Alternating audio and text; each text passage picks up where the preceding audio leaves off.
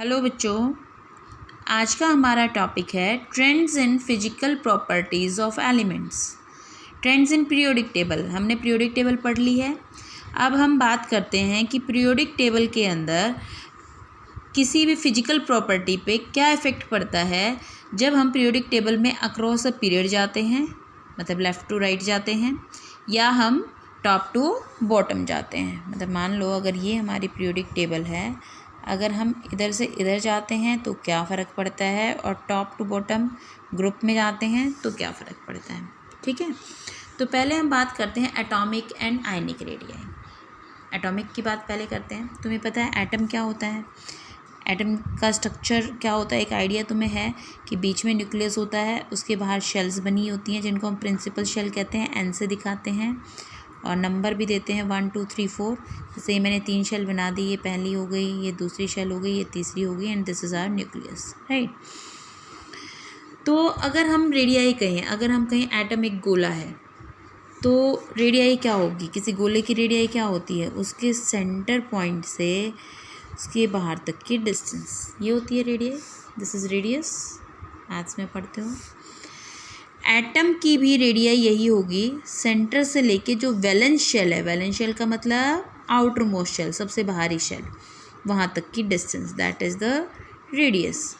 ठीक है, वो एटॉमिक रेडियस हो जाएगी। जब हम आयन की बात करेंगे तो आयनिक रेडियस हो जाएगी। आयन की बात हम बाद में करेंगे, पहले हम एटम की बात करते हैं। तो हम कहते हैं एटॉमिक रेडियाई, एटॉमिक जो रेडियाई है उसको हम 3 तरीके से डिवाइड कर रहे हैं। कोवलेंट रेडियाई, अगर कोवलेंट बॉन्डेड हैं दो एटम्स, कोवलेंट बॉन्ड के साथ हो जाएगी कोवलेंट रेडियाई।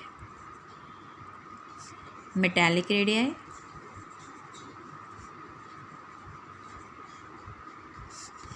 और तीसरी आती है वैन डर वाल्स रेडियाई।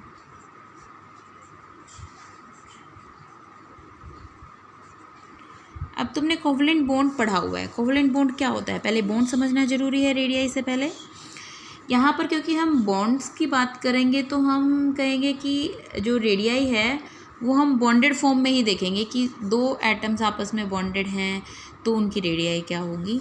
जैसे मैं कहूँ कोवलेंट बॉन्ड क्या होता है, यहाँ देखो क्लोरीन एटम है, तुम्हें पता है क्लोरीन के आउटर मोस्ट शेल में 7 इलेक्ट्रॉन होते हैं, क्योंकि क्लोरीन का एटॉमिक नंबर क्या होता है 17, 2 8 7। पहली शेल में 2 इलेक्ट्रॉन, दूसरी में 8, तीसरी में 7। तो 7 इलेक्ट्रॉन है, इसको 1 इलेक्ट्रॉन चाहिए, तो वो क्या करेगा, इसके साथ शेयर कर लेता है। 8 हो गए इसके, ये भी क्या करेगा, इसके पास भी 7 है, ये भी शेयर कर लेगा। मैं रिमाइंड करा रही हूँ तुम्हें कि कोवलेंट बॉन्ड क्या होता है, the bond which is formed by sharing, mutual sharing of electron. आपस में शेयर करके जो बॉन्ड बनाते हैं उन्हें हम कोवलेंट बॉन्ड कहते हैं, है ना।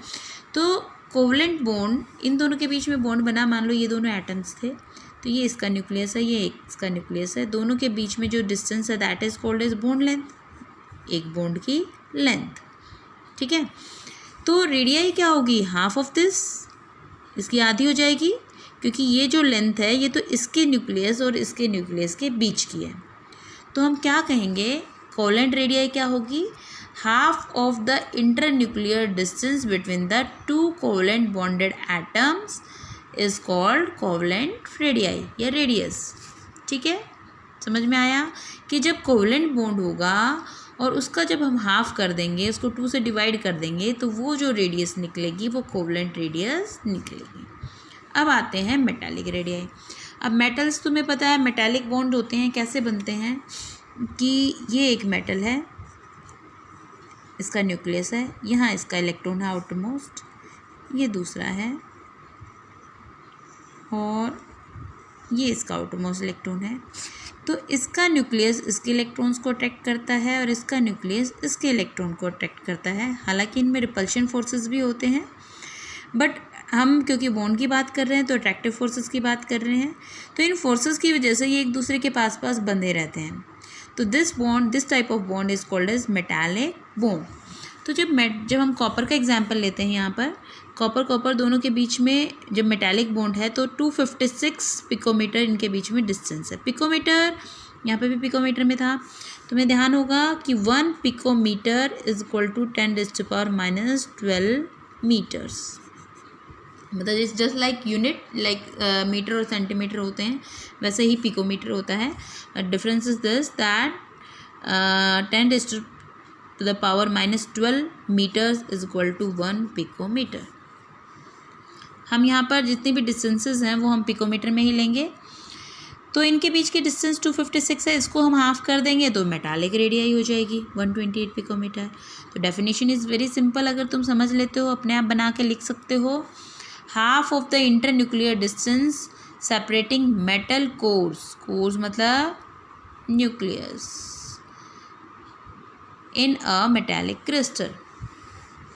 अब आते हैं हम वैन डर वाल रेडियाई। तो जहाँ पर बॉन्ड नहीं होता, जब मान लो दो एटम्स हैं वो बॉन्डेड नहीं हैं, तो उनके बीच में भी फोर्सेस ऑफ अट्रैक्शन होते हैं। कौन से होंगे?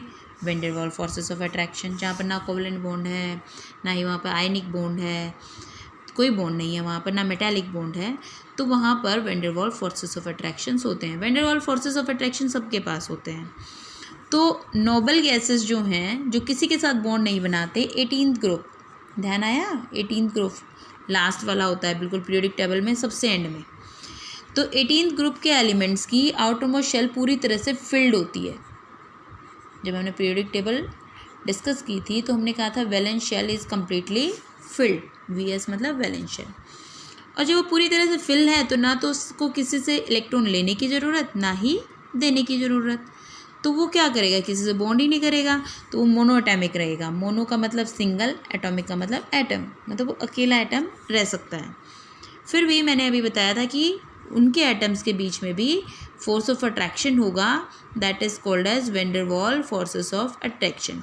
लेकिन वो बहुत ज़्यादा क्लोज नहीं आएंगे एक दूसरे के। क्यों नहीं आएंगे? क्योंकि बॉन्ड तो है नहीं, ठीक है। तो यहाँ पर इनके बीच की, इनके न्यूक्लियस के बीच की हाफ जो डिस्टेंस है that is called as van der Waals radius, d/2 करके हम निकाल लेंगे।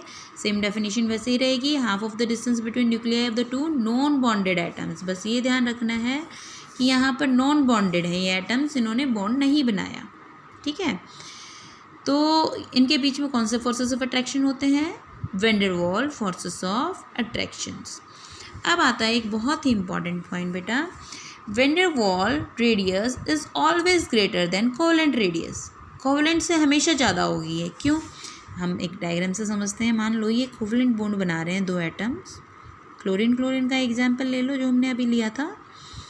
यहाँ इसका न्यूक्लियस है और यहाँ इसका न्यूक्लियस है। तो जब ये शेयरिंग कर रहे होते हैं, मान लो एक क्लोरीन है तो एक इलेक्ट्रॉन इस क्लोरीन का यहाँ आ रहा था, एक यहाँ आ रहा था, 6 इनके यहाँ थे। अगर मैं इसको क्लोरीन लूँ, Cl क्लोरीन, Cl क्लोरीन, तो 6 इलेक्ट्रॉन तो यहाँ थे इनके, और 2 इलेक्ट्रॉन, एक इलेक्ट्रॉन दोनों आपस में शेयर कर रहे थे। तो शेयरिंग की वजह से उनको बहुत क्लोज आना पड़ रहा था एक दूसरे के, और उनके बीच की डिस्टेंस बहुत कम हो जाती है। तो ये जो रेडियस थी दैट इज़ कोवेलेंट रेडियस, है ना। लेकिन अगर मैं कहूँ कि क्लोरीन ने आपस में कंबाइन नहीं किया, वो दूर दूर है, तो क्या होगा? ये अपने 7 इलेक्ट्रॉन लेके यहाँ पर है और ये अपने 7 इलेक्ट्रॉन्स लेकर यहाँ पर है। इस वक्त अगर मैं इनके बीच में कंसीडर करूँ तो कौन सी रेडियाई निकलेगी? ये होगी वैन डर वाल रेडियाई, ठीक है। अब मैं इसका हाफ करूँ तो ये डिस्टेंस ज़्यादा है, यहाँ पर ओवरलैपिंग हो गई, ये जो हाफ डिस्टेंस है ये कम है, ठीक है। तो this is the reason that van der Waals radius is always greater than covalent radius, because in case of van der Waals radius the atoms are not bonded, and in case of covalent radius, when we are calculating covalent radius, the atoms are bonded with each other, overlapping with each other due to covalent bond, ठीक है।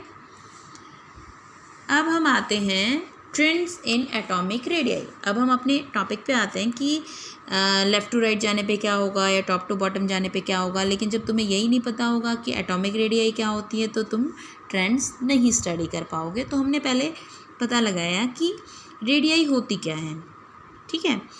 तो on moving left to right in a periodic table atomic radii decreases. जब हम left to right जाएंगे तो atomic radii decrease होगी। क्यों decrease होगी वो हम अभी बात करते हैं। देखो, अगर मैं कहूँ कि लिथियम का एग्जांपल हम लेते हैं। लिथियम के पास कितनी शेल्स हैं? लिथियम के पास 2 शेल हैं। कैसे पता चला मुझे? एटॉमिक नंबर लिखो 3। पहली शेल में 2 इलेक्ट्रॉन जाएंगे, दूसरे में 1 जाएगा, है ना। फिर मैं लेती हूँ बेरिलियम। बेरिलियम में भी 2 ही शेल हैं, पहले में 2 जाएंगे, दूसरे में भी 2 जाएंगे। बोरोन 5, 2 and 3, ऐसे 2 and 4, 2 and 5। हम नोबल गैसेस को यहाँ पे इंक्लूड नहीं कर रहे जब हम पढ़ रहे हैं एटॉमिक रेडियाई, उसका रीज़न भी मैं बताऊँगी। तो देखो, ये अगर मैं ये स्ट्रक्चर बना रही हूँ तो ये लिथियम का है, यहाँ पर 2 इलेक्ट्रॉन हैं और यहाँ पर 1 है। बेरिलियम में वही 2 शेल रहेंगी, 2 इलेक्ट्रॉन हैं, इसमें भी 2 इलेक्ट्रॉन हैं। फिर मैं आ जाती हूँ यहाँ पर सीधे मैं आ जाती हूँ 17th ग्रुप पे, फ्लोरीन। फ्लोरीन के अंदर भी 2, ये पहली शेल है, 2 इलेक्ट्रॉन है, दूसरी में 5 इलेक्ट्रॉन्स, 1 2 3 4 and 5। ठीक है, तो देखो यहाँ पर मैंने साइज़ इंक्रीज़ होता हुआ दिखा दिया। वैसे इंक्रीज़ नहीं हो रहा, डिक्रीज़ हो रहा है। तुम फोकस करना मेरी बात पे, मैं क्या कह रही हूँ कि पहली शेल में 2 इलेक्ट्रॉन है और दूसरी में 5 इलेक्ट्रॉन है। तो देखो, कुल मिला के शेल्स तो रही 2 ही, K and L, है ना। ऊपर से यहाँ पर न्यूक्लियर चार्ज था 3, यहाँ हो गया 4, देन 5 6, यहाँ पर हो गया 9, क्योंकि एटॉमिक नंबर 9 है। एटॉमिक नंबर का मतलब क्या होता है? Number of protons in the nucleus. तो जैसे जैसे प्रोटॉन बढ़ रहे हैं वैसे वैसे न्यूक्लियस का effect in outer most electrons पे बढ़ता जा रहा है, मतलब उसकी पकड़ बढ़ती जा रही है, एक तरह से हम कह सकते हैं, जिसको हम कहते हैं जेड इफेक्टिव। जेड इफेक्टिव बढ़ता जा रहा है जबकि नंबर ऑफ शेल्स सेम है। तो अगर मैं इसको दिखाना चाहूँ तो मैं ऐसे दिखाऊंगी कि लिथियम का साइज़ ये है, बेरिलियम का थोड़ा सा डिक्रीज़ हो गया, बोरोन का थोड़ा सा और डिक्रीज़ हो गया, कार्बन का और डिक्रीज़ हो गया, then nitrogen, then oxygen and then fluorine. तो इस तरह से साइज़ डिक्रीज़ होता जा रहा है अलोंग अ पीरियड। ठीक है, यहाँ पे हमने रियल वैल्यूज़ भी लिखी हैं इनकी। ये देखो, लिथियम का 152 पिकोमीटर है, बेरिलियम 111 पिकोमीटर है, बोरोन 88, कार्बन 77, नाइट्रोजन 74, 66, 64। जब साइज़ डिक्रीज़ हो रहा है तो रेडियाई तो ऑटोमेटिकली डिक्रीज़ होगी, क्योंकि रेडियाई कौन निकालता है? साइज़। ठीक है, ऐसे अब हम बात करते हैं टॉप टू बॉटम जाने पे। जब हम इस तरफ जा रहे हैं इन अ ग्रुप, यहाँ पीरियड बढ़ रहे हैं, first period, second period, third period, 4th 5th 6th 7th, तो यहाँ तुम देखोगे कि साइज़ इंक्रीज़ हो रहा है, 152, 186, 231, 244 एंड 262। ऐसा क्यों हुआ? अब हम बात करते हैं, लिथियम में 2 शेल्स थी, 3 एटॉमिक नंबर था 2 and 1। सोडियम के अंदर 3 शेल आ गई, 2 8 1, नंबर ऑफ शेल्स बढ़ गई। पोटेशियम में जाएंगे हम, 2 8 8 1, और शेल बढ़ गई। मतलब हर एक पीरियड में एक शेल इंक्रीज़ हो रही है। इफेक्टिव न्यूक्लियर चार्ज डिक्रीज़ हो रहा है, हालांकि चार्ज तो बढ़ रहा है, क्योंकि इसके पास 3 था, इसके पास 11 है, इसके पास 19 है। Charge is increasing continuously, but effective charge, overall effect जब हम देखेंगे increase in number of shells में और इस इंक्रीज़ इन चार्ज में, तो साइज़ का इफ़ेक्ट ज़्यादा होगा।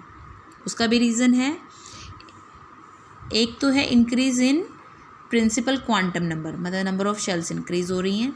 दूसरा है इंक्रीज़ इन शील्डिंग इफेक्ट। जब अगर मैं सोडियम का स्ट्रक्चर बनाती हूँ, पहले शेल, दूसरी और ये तीसरी, ठीक है, तो यहाँ पर